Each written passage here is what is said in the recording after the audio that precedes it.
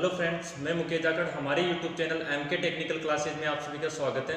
दोस्तों, आज हम एक जनरेटर के प्रैक्टिकल करेंगे कि जनरेटर के कौन कौन से भाग होते हैं। ये मेरे सामने एक जनरेटर पड़ा है। मैं इसको आपके प्रत्येक भाग खोल के दिखाऊंगा कि इसमें कौन कौन से भाग होते हैं। तो अगर मैं जनरेटर के भागों की बात करूँ तो सबसे पहला जो भाग आता है वो अपने आता है बॉडी। तो ये जो बाहर का भाग है इसको बोला जाता है बॉडी। ये जो बॉडी है ये कौन सी धातु की बनाई जाती है? तो ये जो छोटी मशीनें होती है उनकी तो बनाई जाती है कास्ट आयरन की, और जो बड़ी मशीनें होती है उनमें बनाई जाती है कास्ट स्टील की। तो अभी फिलहाल ये छोटी मशीन है, तो छोटी मशीन इसकी जो बॉडी है वो किसकी बनाई हुई है? कास्ट आयरन की बनाई हुई है। अगर ये मशीन बड़ी होती तो ये किसकी बनाई जाती है? कास्ट स्टील की बनाई जाती है। यानी कि बड़ी मशीनें जो होती है वो कास्ट स्टील की बनाई जाती है और छोटी मशीनें जो होती है वो कास्ट आयरन की बनाई जाती है। अभी फिलहाल ये एक जनरेटर है और ये छोटा जनरेटर है, तो इसकी बॉडी किसकी बनाई हुई है? कास्ट आयरन की बनाई हुई है। ठीक है, अब बात आती है इस बॉडी का काम क्या है, ये बॉडी क्यों बनाते हैं हम? तो एक तो होती है कि अंदर जितने भी, जैसे ये सापट है, फील्ड पोल है, इनको आधार प्रदान करने के लिए, एक तो इनको आधार प्रदान कर रही है, और दूसरा एक कि अंदर जितने भी आंतरिक भाग है, अंदर जो भी आर्मेचर, फील्ड पोल वगैरह जो भी है, इन सभी की सुरक्षा प्रदान करना किसका काम है? ये सब बॉडी का काम है। यानी कि अंदर जितने भी भाग लगे हुए हैं इन सभी भागों की सुरक्षा प्रदान करना, यांत्रिक चोटों से सुरक्षा प्रदान करना किसका काम है? बॉडी का काम है। और हालांकि इसके अलावा एक काम और होता है बॉडी का, जैसे अंदर जो भी चुंबकीय फ्लक्स बनेगा उसको पथ प्रदान करना भी किसका काम रहेगा? बॉडी का काम रहेगा। तो अब मैं इसको खोल लेता हूँ। बॉडी के बाद में आता है फील्ड पोल। तो मैं सबसे पहले इस जनरेटर को खोल देता हूँ, यहाँ से इसको अलग कर देता हूँ।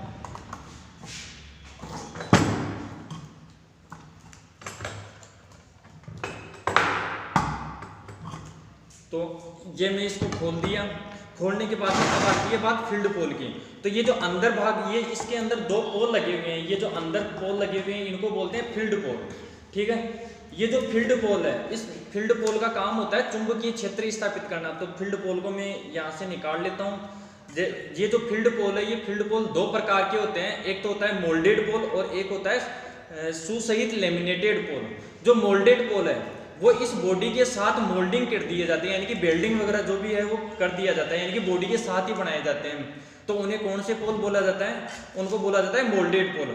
अभी और जो सुसहित लेमिनेटेड पोल है उनको क्या बोलेंगे? इनको जो बॉडी है इसके द्वारा नट बोल्टों के द्वारा इनको कसा जाता है। अभी जैसे ये आपके सामने एक पोल निकल के आ गया, इसमें दो पोल है। कम पोलों की संख्या, यानी कि मशीन के अंदर अगर मैं बात करूं पोलों की संख्या की, तो पोलों की संख्या जो है वो न्यूनतम पोलों की संख्या 2 रहती है और अधिकतम पोलों की संख्या जो है वो अपन 8 रखते हैं।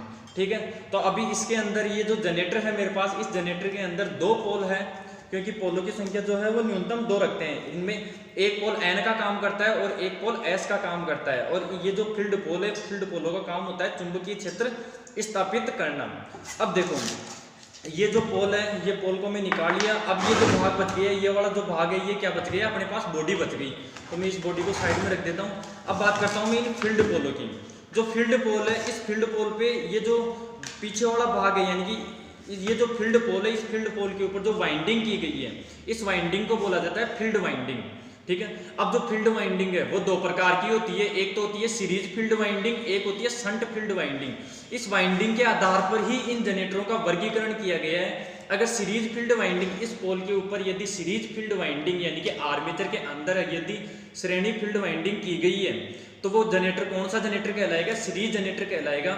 और यदि ये वाइंडिंग जो है वो शंट फील्ड वाइंडिंग होगी तो ये जनरेटर कौन सा होगा? शंट जनरेटर होगा। अभी फिलहाल इसको मैं चेक किया था, तो इसमें ये जो वाइंडिंग है ये शंट फील्ड वाइंडिंग है। और इनकी पहचान अपन सीरीज टेस्ट बोर्ड से या फिर मल्टीमीटर से इनसे कर सकते हैं, या ओम मीटर से भी इसकी पहचान कर सकते हैं, इसकी वाइंडिंग का रेजिस्टेंस चेक करके। ठीक है, अब बात आती है इस ये जो फील्ड पोल है, इस फील्ड पोल के ऊपर यहाँ पे एक पोल शू लगाया गया है। ये वाला जो भाग है इसको बोलते हैं पोल शू।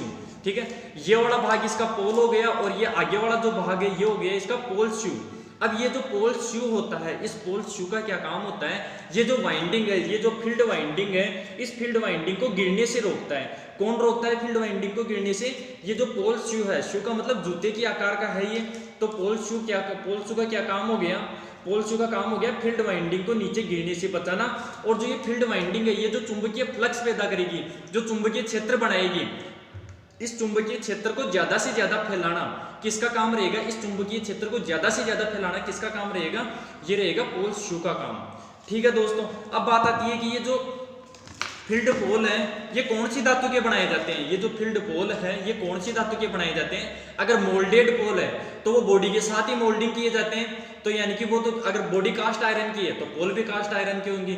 लेकिन अगर सू सहित लेमिनेटेड पोल है तो सू सहित लेमिनेटेड पोल छोटी छोटी सिलिकॉन स्टील की पत्तियों से मिलकर बना होता है। अभी फिलहाल ये छोटी छोटी सिलिकॉन स्टील की पत्तियों को रिवेट करके बनाया गया है और जो पत्तियों की मोटाई है वो 0.35 से 0.6 mm रखी जाती है और इसमें सिलिकॉन की मात्रा मिलाई जाती है। और जो सिलिकॉन की मात्रा मिलाई जाती है वो कितनी मात्रा मिलाई जाती है? 3.6 से 3.8 से 4.6% मिलाई जाती है। ठीक है, अब ये हो गई। अब इसके अंदर जो फील्ड वाइंडिंग की गई है ये फील्ड वाइंडिंग कौन से तार की गई है? ये की गई है तांबे के तार की। ठीक है, ये तांबे की भी कर सकते हैं और एल्यूमिनियम की भी कर सकते हैं, हालांकि ज्यादातर ये जो करते हैं वो तांबे की करते हैं। ठीक है, इसके अंदर कॉपर की फील्ड वाइंडिंग की गई है। ठीक है, ये हो गई इसमें फील्ड पोल।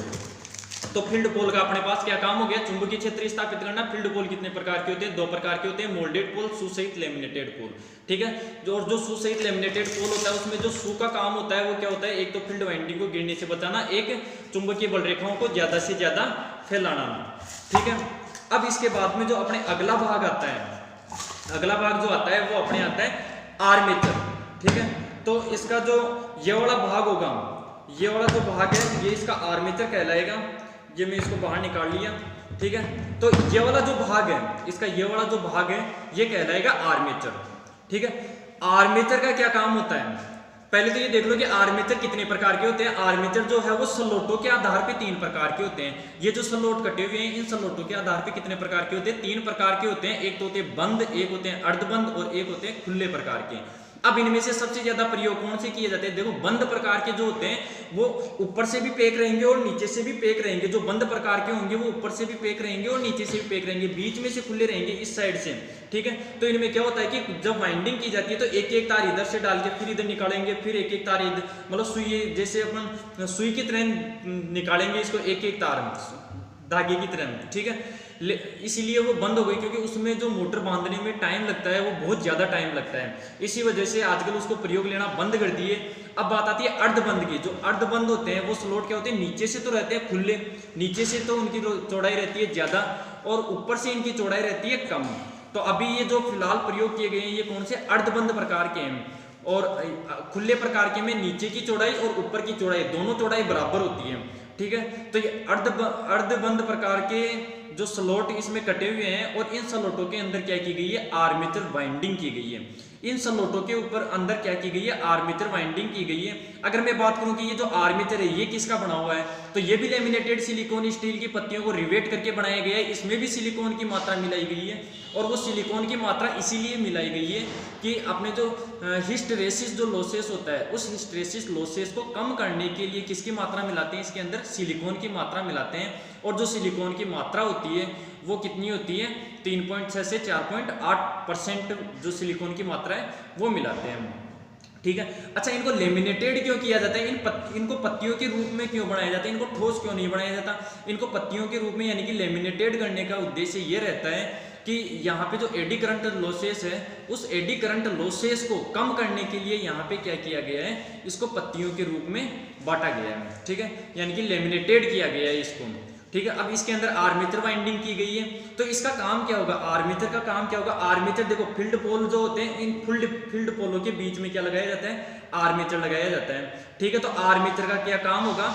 आर्मेचर का काम होगा चुंबकीय बल रेखाओं का छेदन करके इन आर्मेचर चालकों के अंदर ईएमएफ पैदा करना किसका काम होगा? आर्मेचर का काम होगा। यानी कि आर्मेचर का काम हो गया। आर्मेचर किसके मध्य रहता है? फील्ड पोल के मध्य रहता है। बॉडी के साथ फील्ड पोल प्रयोग किए जाते हैं और इनके बीच में आर्मेचर रहता है। तो आर्मेचर का काम हो गया, जो फील्ड पोल है ये जो भी चुंबकीय क्षेत्र बनाएंगे इन चुंबकीय क्षेत्रों का यानी कि चुंबकीय बल रेखाओं का छेदन करके आर्मेचर वाइंडिंग में ईएमएफ पैदा करना किसका काम होता है?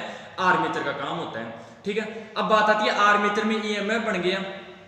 ठीक है, आर्मेचर, अब देखो आर्मेचर के अंदर आर्मेचर वाइंडिंग की गई है ठीक है। और आर्मेचर वाइंडिंग का प्रत्येक सिरा यहाँ पे कम्यूटेटर के ऊपर देखो यहाँ पे सोल्डरिंग किया गया है। जिस भाग के ऊपर ये सोल्डरिंग किया गया है उस भाग को क्या कहते हैं, राइजर बोला जाता है, ठीक है। तो अभी ये जो सोल्डरिंग किया हुआ भाग है इसको क्या बोलते हैं, राइजर बोलते हैं, ठीक है।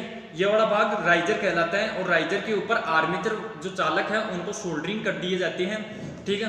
अब बात आती है इसके बाद में कम्यूटेटर की। तो ये जो आगे वाला भाग है, ये वाला भाग इसका क्या कहलाता है, ये वाला भाग इसका कहलाता है कम्यूटेटर, ठीक है। और जो कम्यूटेटर है, कम्यूटेटर कौन सी धातु का बनाया जाता है, कम्यूटेटर बनाया जाता है हार्ड्रोन कॉपर का। किसका बनाया जाता है, हार्ड कॉपर का बनाया जाता है, हार्ड तांबे का बनाया जाता है। और जो ये कम्यूटेटर है, कम्यूटेटर सेगमेंटों में बनाया जाता है, यानी कि यहाँ पे ये देखो सेगमेंट कटे हुए हैं और उनके बीच में रिक्त स्थान होता है। प्रत्येक सेगमेंट के बीच में, यानी कि 2 सेगमेंटों के बीच में रिक्त स्थान होता है और जो खाली स्थान होता है उसके अंदर माइका भरा जाती है, यानी कि अब्रक भरा जाता है। इनके मध्य, सभी के मध्य अब्रक, चालक के रूप में अब्रक भरा हुआ है, ठीक है। और ये जो पत्तियां होती है, यानी कि पत्तियों, ये जो कम्यूटेटर है ये पत्तियों का बना हुआ है, ठीक है। हार्ड्रोन कॉपर की पत्तियों का बना हुआ है और जो पत्तियों की आकृति है वो कैसी है, वी शेप है। ये कभी कभी एग्जाम में पूछ लेता है कि कम्यूटेटर के जो खंड होते हैं उनकी आकृति कैसी होती है, तो इनकी आकृति वी के समान होती है, ठीक है। और अब बात आती है कि ये वाला भाग इसका कम्यूटेटर हो गया। इस कम्यूटेटर का काम क्या है इस जनरेटर के अंदर, तो कम्यूटेटर का क्या काम रहेगा, ये जो आर्मेचर जो बिजली पैदा बनाए करेगा, आर्मेचर वाइंडिंग में जो बिजली पैदा हुई है, जो ईएमएफ पैदा हुई है, उसको बाह्य परिपथ को प्रदान करना, ठीक है। और उसको कन्वर्ट करना, एक दिशा प्रदान करना, यानी कि एसी को डीसी में बदलना किसका काम रहेगा, कम्यूटेटर को। यहां से तो लेगा, ठीक है। अब वो एसी में आगे एसी में भेजे या डीसी में, लेकिन यहां से लेके आगे वाले परिपथ को भेजेगा।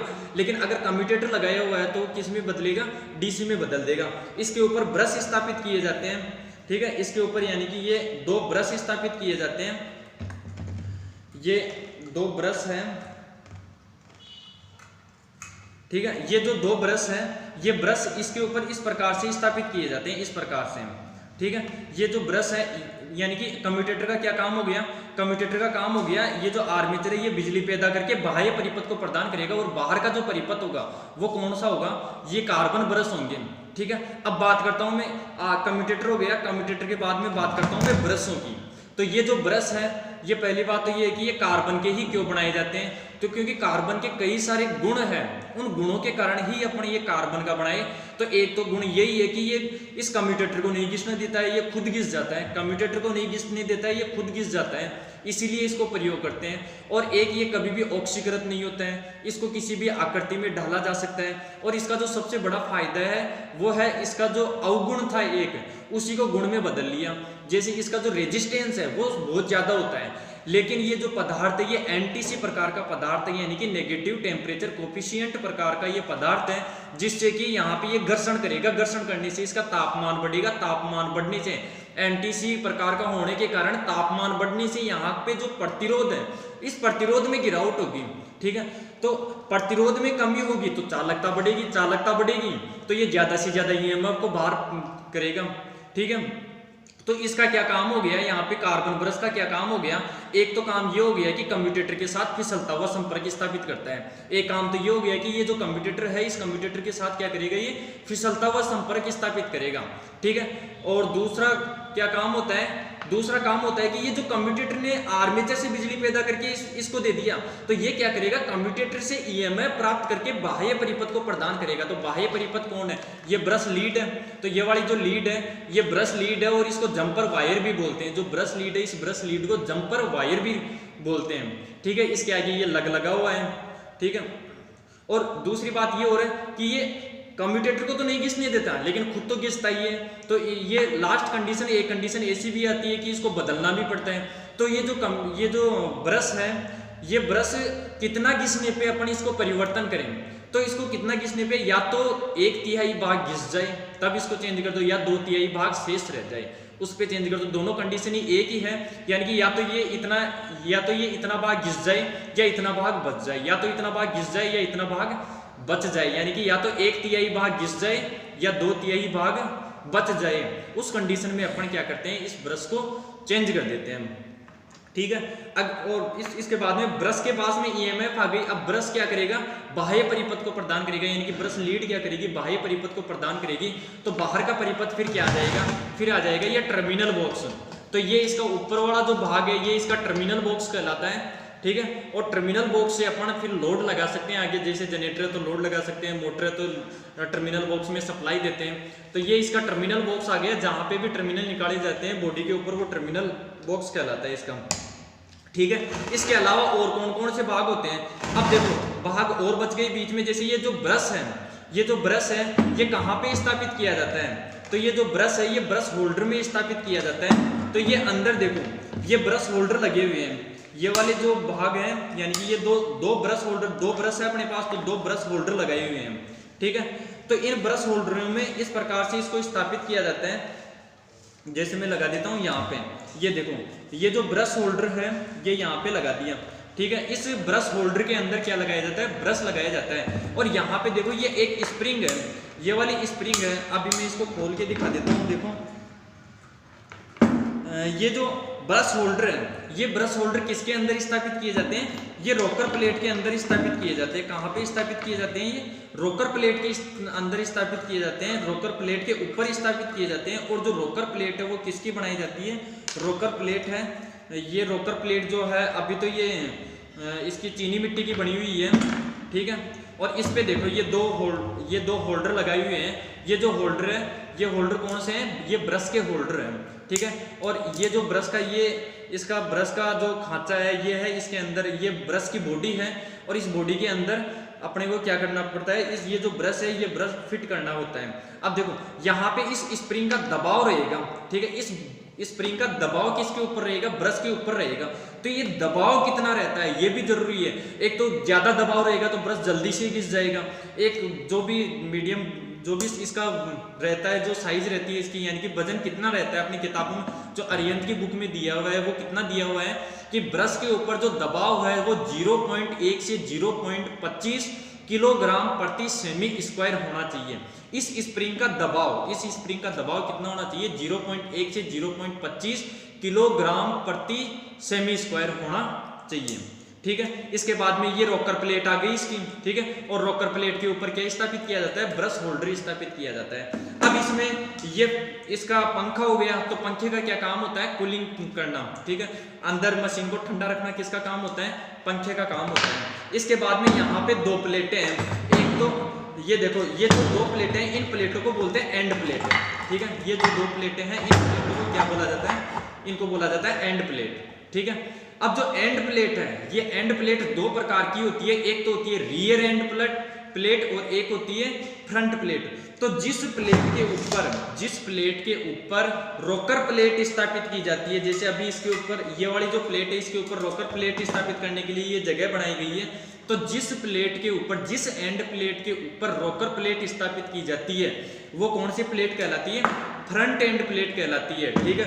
और जिस तरफ कूलिंग पंखा होता है या फिर जो दूसरे साइड वाली जो प्लेट होती है वो कौन सी कहलाती है, रियर एंड प्लेट कहलाती है, ठीक है। तो ये फ्रंट एंड प्लेट हो गई और ये रियर एंड प्लेट हो गई, ठीक है। और ये भी कास्ट आयरन की ही बनी हुई है। ये ऊपर का ढक्कन हो गया इसका। इसके बाद में आती है ये वाली जो भाग है, ये यहाँ से निकली हुई है इधर तक, तो इसको बोलते हैं सापट, यानी कि ये वाला जो भाग है इसका, ये वाला जो भाग है ये इसका कहलाता है सापट, ठीक है। और जो सापट है वो नरम लोहे की बनाई जाती है, ठीक है। और जो सापट है, ये जो सापट है, इस सापट के ऊपर ये जो सापट है ये जो आर्मेचर है, इस आर्मेचर का आधार का काम कर रही है। आर्मेचर और कम्यूटेटर के लिए किसका काम कर रही है, ये आधार का काम कर रही है। लेकिन सापट के लिए आधार का काम कौन करेगा, तो सापट के लिए जो दो एंड प्लेट है अपने पास, ये आधार का काम करेगी। जहां पे इसके अंदर जो ये सापट है ये स्थापित की जाती है, यानी कि सापट के लिए आधार का काम कौन करेगा यहाँ पे, तो ये करेंगे एंड प्लेट, ठीक है। अब यहाँ पे ये दो बेयरिंग लगाए गए हैं। देखो बेयरिंग भी दो प्रकार के होते हैं, एक तो होता है बॉल बेयरिंग और एक होता है बुश बेयरिंग। तो अभी इसके अंदर जो लगाया गया है वो कौन सा बेयरिंग लगाया गया है, इसके अंदर बॉल बेयरिंग लगाया गया है।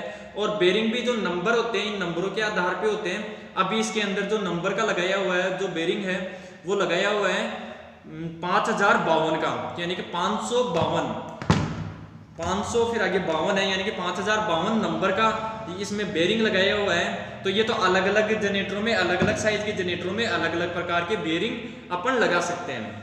ठीक है दोस्तों, तो ये जनरेटर, इसके बाद में एक बात और बढ़ गई इसमें, ये हो गई इसकी बेड प्लेट, इसको बोला जाता है बेड प्लेट। तो बेड प्लेट का क्या काम हो जाएगा, बेड प्लेट जो है वो फाउंडेशन बोर्ड के ऊपर कसा जाता है। बेड प्लेट के अंदर फाउंडेशन बोर्ड पे नट बोल्टों से कस दिया जाता है। तो नट बोल्टों से जो कसा जाने वाला भाग होता है फाउंडेशन बोर्ड पे, वो कौन सा भाग होता है, बेड प्लेट होता है। बेड प्लेट को कसने से फिर ये मशीन तेजी से घूर्णन गति करेगी, तो ये कंपन भी करेगी ना, तो भी हिलेगी नहीं ये। ठीक है, अगर ये बेड प्लेट नहीं हो तो ये मशीन इस प्रकार से हिलती है। ठीक है, तो इससे बचाने के लिए यहाँ पे बेड प्लेट स्थापित की गई है। इसके बाद में एक आता है आई बोल्ट। आई बोल्ट बॉडी के ऊपर ही एक उठाने का आता है, गोल गोल सा, इसमें तो नहीं लगा हुआ खैर, लेकिन एक गोल गोल होता है, तो उसको बोलते हैं आई बोल्ट। ये आई बोल्ट का क्या काम होता है, मशीन को एक स्थान से दूसरे स्थान तक ले जाने के लिए किसका उपयोग करते हैं, आई बोल्ट का उपयोग करते हैं। ठीक है दोस्तों, तो बाकी तो और तो सारे भाग हो गए, और तो कोई भाग बच नहीं रहे। इसके बाद में देखो यहाँ पे दो मशीनों को एक जगह जोड़ने के लिए, उनको कपलिंग करने के लिए ये कपलिंग प्रयोग की जाती है। और कपलिंग किसकी सहायता से की जाती है, वो कपलिंग की जाती है पुली की सहायता से। तो ये जो पुली है ये इस बॉडी के, ये जो सापट है, इस सापट के ऊपर इस प्रकार से स्थापित की जाती है। अब यहाँ पे एक नई मशीन, यानी कि ये हो गई इसकी पुली, और पुली को जोड़ने के लिए यहाँ पे मैं ये कपलिंग लगा देता हूँ। ठीक है, तो इसके अंदर ये एक कपलिंग स्थापित की जाती है। अभी तो ये देखो ये लग गई, तो ये कपलिंग लगा दिया इसके अंदर। ठीक है, अब यहाँ पे मैं दूसरी कोई और मशीन को भी जोड़ सकता हूँ। तो ये क्या करते हैं कि दो मशीनों को पैरेलल में चलाने के लिए ये कपलिंग की जाती है। ठीक है, और ये किसकी सहायता से की जाती है, पुली की सहायता से की जाती है। अब देखो बेरिंग को निकालने के लिए किसका उपयोग किया जाता है, बेरिंग पुलर का उपयोग किया जाता है। इस बेरिंग को निकालने के लिए बेरिंग पुली का उपयोग किया जाता है। तो ये जो मेरे सामने औजार है, इस औजार का क्या नाम है, बेरिंग पुलर है। ठीक है, ऐसे ही ये जो पुली है, इस पुली को उतारने के लिए किसका उपयोग किया जाता है, पुली पुलर का उपयोग किया जाता है। और पुली पुलर 3 टांग वाला होता है, जैसे अभी ये 2 टांग वाला है, ऐसे 3 टांग वाला होता है पुली को निकालने के लिए। ठीक है, और ये इस स्क्रू या नट बोल्ट के सिद्धांत पे काम करता है ये। और इसको खोलने के लिए अपने कौन कौन से औजार काम में आए, इसको खोलने के लिए अपने काम में आए, स्क्रू ड्राइवर भी काम में लिया था अपन ने। और इसके अलावा जो अपने पास स्पेनर है, स्पेनर भी काम में लिया था। स्पेनर के अलावा मेलेट, हैमर, इसके अलावा कई सारे बहुत सारे औजार काम में आए थे। ठीक है, तो वो तो आप खोलोगे तब आपको पता चल जाएगा। ठीक है, तो दोस्तों ये हो गए अपने जनरेटर के संपूर्ण भाग, जो भी भाग थे वो सारे मैंने करवा दिया। और अब इसमें ऐसा कोई भी भाग नहीं बच रहा। जो एक और है कि ये जो आर्मेचर है, आर्मेचर के वाइंडिंग है, इस वाइंडिंग को सापट से अचालक के लिए यहाँ पे अंदर बेकेलाइट की सीट स्थापित की जाती है। इसके अलावा और कोई सा भी भाग नहीं बच रहा, सारे भाग में करवा दिया। तो दोस्तों अगर आपको ये वीडियो अगर आपको पसंद आया हो तो इस वीडियो को लाइक कर देना, और ऐसे ही वीडियो अगर आपको और देखने हैं तो चैनल को सब्सक्राइब कर लेना और घंटी के बटन को जरूर दबा लेना। धन्यवाद दोस्तों।